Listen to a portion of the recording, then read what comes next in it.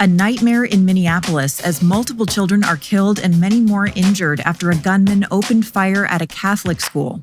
A gunman approached on the outside, on the side of the building, and began firing a rifle through the church windows towards the children sitting in the pews.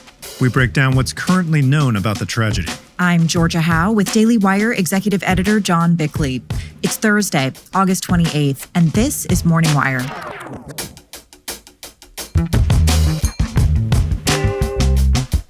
A handful of FBI whistleblowers have received settlements from the DOJ after years of abuse under the Biden administration.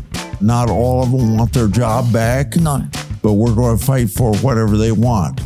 And I think we're making some progress. And Cracker Barrel's PR nightmare may be coming to an end as the chain reverses course on its controversial rebrand. Where the big focus needs to be is they have to target their ideal customer and deliver value on a plate in kind of cool, rustic, southern restaurant experience. Thanks for waking up with Morning Wire. Stay tuned. We have the news you need to know. Hey guys, producer Brandon here. Quality sleep is the most elusive luxury. We've all experienced those nights laying there just breathing as the minutes tick by. I used to know those nights well, but then I found Beam's Dream Powder. Beam is proudly founded in America and run by people who share our values: hard work, integrity, and delivering results. It's a healthy nighttime blend packed with science-backed ingredients shown to improve sleep, so you can wake up refreshed and ready to take on the day. That's because Dream is made with a powerful blend of all natural ingredients: reishi, magnesium, L-theanine, apigenin, and melatonin. Plus, it tastes fantastic. Here's the deal. Beam is giving our listeners the ultimate Patriot discount of up to 40% off. Try their best-selling Dream Powder and get up to 40% off for a limited time. Head over to shopbeam.com/wire and use code WIRE at checkout. That's shopbeam.com/wire and use code WIRE for up to 40% off. Sleep better, wake up stronger, and show up ready for your family, your work, and your country. Because when you're well rested, you're unstoppable. And this country needs more people like that. 2 children are dead and at least 17 more people are injured after a gunman opened fire on a Catholic school in Minneapolis on Wednesday. Daily Wire senior editor Cabot Phillips has the latest on the horrific crime and the shooter's background. So Cabot, a horrific story out of Minnesota. What happened? Well, yesterday morning at 8:30, a gunman dressed in all black appeared at Annunciation Catholic School, a K-8 institution just outside of Minneapolis.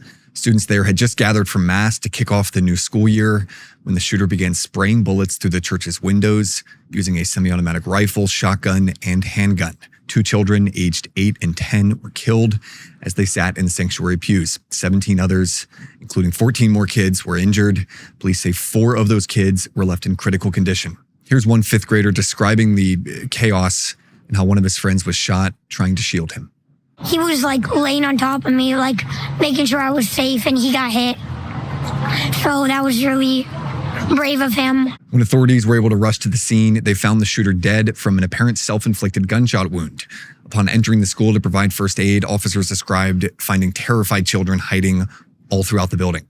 Here's Minneapolis Police Chief Brian O'Hara speaking right after the massacre. This was a deliberate act of violence against innocent children and other people worshiping. The sheer cruelty and cowardice of firing into a church full of children is absolutely incomprehensible. Now, we also heard from the city's Democratic Mayor Jacob Frey during that press conference, and he really set off a firestorm after these comments, which many interpreted as insensitive and anti-Christian. The amount of pain that they are suffering right now is extraordinary.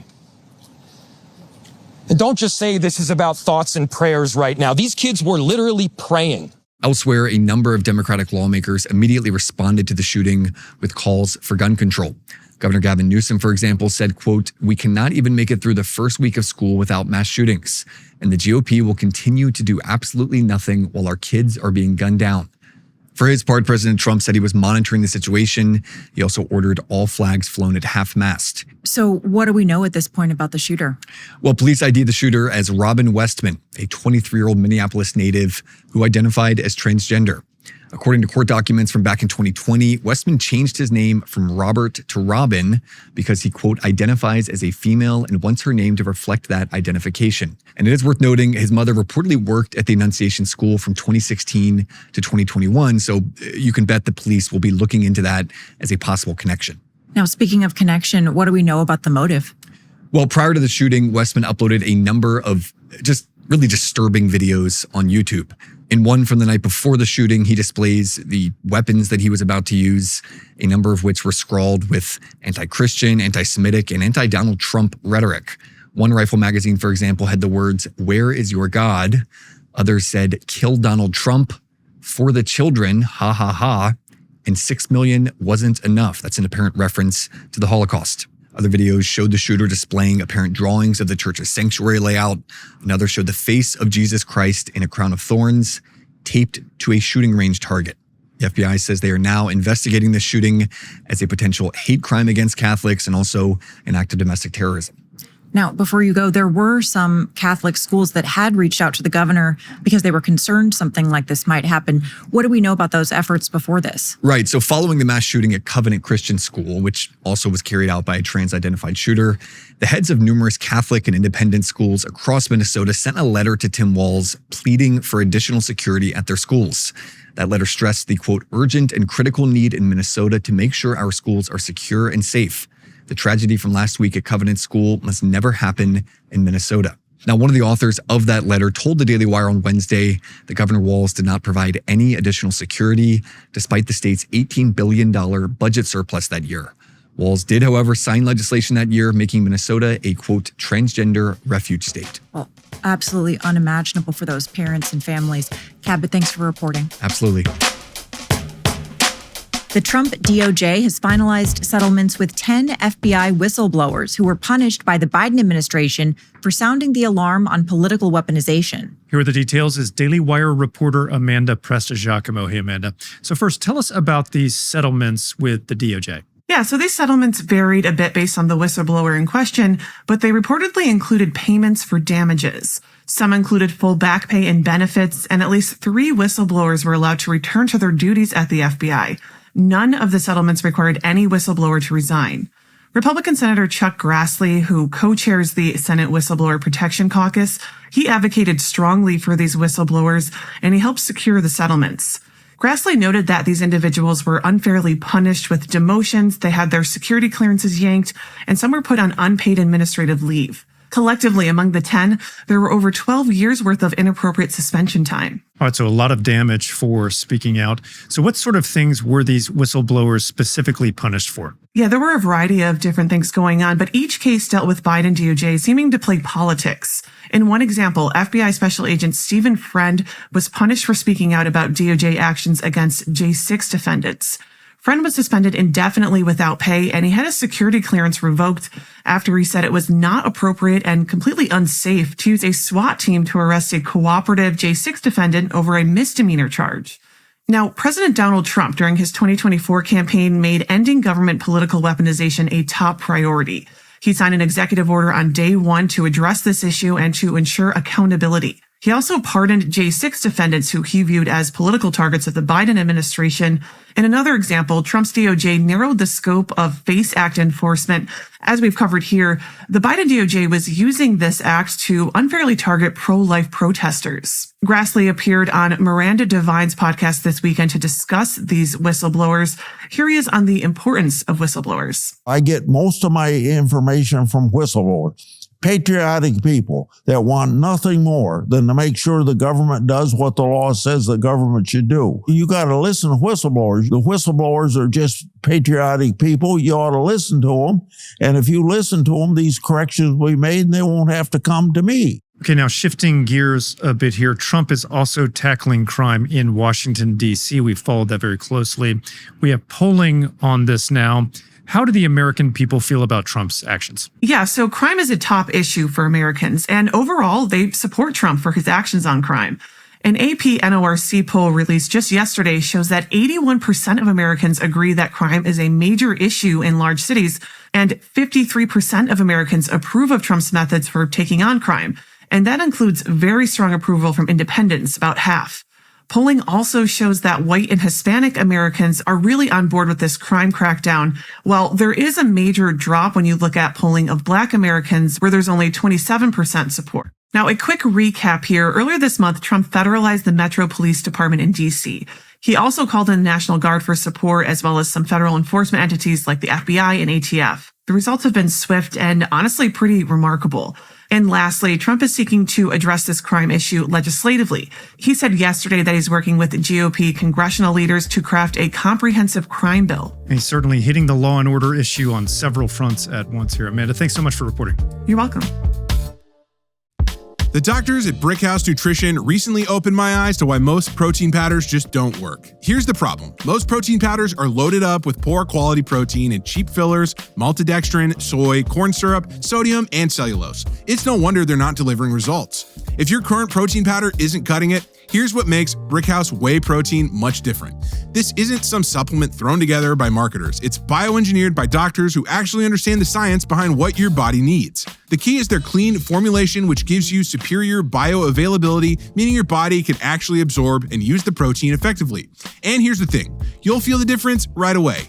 I've been using this protein for weeks now and it tastes incredible, plus it really does give you everything you need and more. We're talking professional level muscle growth and strength, that lean, toned physique you're after, incredible energy levels, and rapid workout recovery. Plus, it's completely lactose free, so you won't deal with any bloating or stomach upset. Bottom line, don't let junk protein hold you back from looking and feeling your best. Switch to Brickhouse Whey for guaranteed results or your money back. Go to thenewway.com and use promo code MorningWire for 20% off. That's promo code MorningWire at thenewway.com, thenewway.com. Cracker Barrel's PR fiasco continued this week with new revelations that a major investor tried to warn the company not to proceed with its disastrous rebranding effort. Meanwhile, after President Trump weighed in, the company announced it's going back to the original logo. Here with the details is Daily Wire culture reporter Megan Basham. So Megan, the people have won. Cracker Barrel is bringing back the old logo. But even before that announcement, we learned there was some intense infighting behind the scenes over this. What have we learned? Right. Yes. So I want to walk you through the timeline here for a minute. So just hang with me. If we go back to May of 2024, that is when the Cracker Barrel board of directors and its new CEO, Julie Masino, told the shareholders that they were going to be rolling out what they called a strategic transformation plan to revamp Cracker Barrel's brand image. And it was going to cost $700 million. Now, Masino said that she'd hired a cutting edge brand agency to lead this effort. However, that triggered some alarm for one of the company's biggest investors, a man named Sardar Biglari. Now, a little background on Biglari. He bought the chain Steak and Shake back at the height of the 2008 recession, and he famously turned it around and made it profitable again. So he does know a little something about this business. Well, in October, he repeatedly warned that this plan was, quote, obvious folly. And he put together a 120-page presentation explaining why he thought the results were going to be catastrophic. Those were his words. Now, Biglari is also a well-known Trump supporter. And according to Fox Business, Cracker Barrel's board and its execs dismissed him as an activist investor. Well, in November, Biglari tried again. He sent a scathing letter to the other shareholders saying that the redesign did not address the fundamental problems at Cracker Barrel and actually risked harming the brand of old-timey country store that so many customers loved. But once again, the board and the execs rejected his argument, and we flash forward a few months and we see that looks like Biglari was right. So if the branding wasn't Cracker Barrel's problem, why was the company struggling? Right. That's a good question. And I spoke to Wall Street veteran David Bahnsen, and he agreed that branding should never have been Cracker Barrel's prime focus here. He says that the company and the media ignored other political realities that Cracker Barrel has been facing. Nobody even mentioned minimum wage laws as a part of what's going on, which has been a huge factor at Cracker Barrel and a lot of other restaurants in that price point. Is labor costs have skyrocketed. And one thing that no one can really dispute is they've maintained pretty good revenues.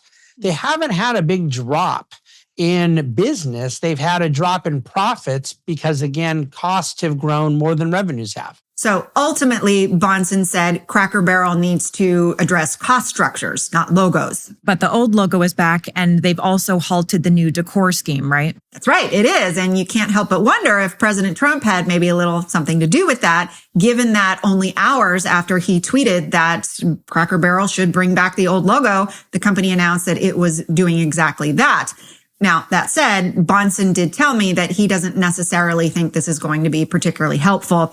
He says that he thinks the company needs a new message and a new messenger. They need a better messenger than this CEO to kind of communicate what they're trying to do.